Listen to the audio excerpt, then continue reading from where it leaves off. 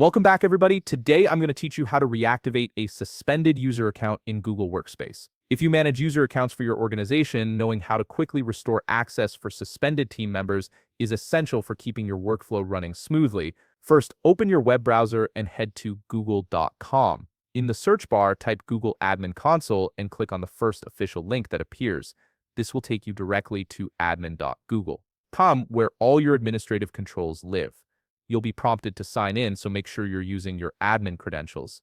Keep in mind, you'll need super admin or user management access to complete this process, as standard users won't have the necessary permissions.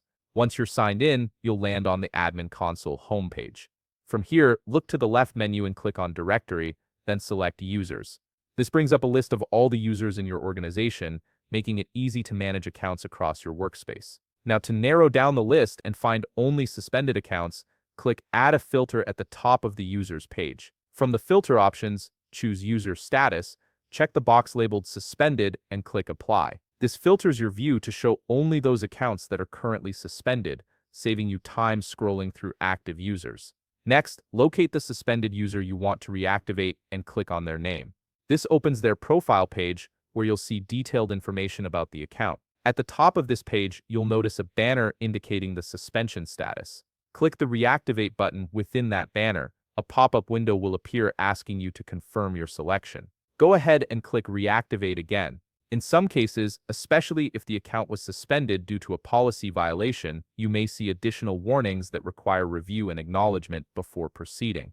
Now comes an important decision. You'll be asked whether to keep existing password or send reset instructions to the user's recovery email. This choice depends on your organization's security policy and whether you want the user to continue with their current password or set a new one for added security.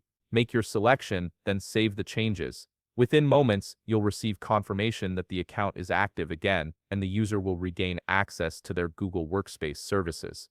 Thanks for watching.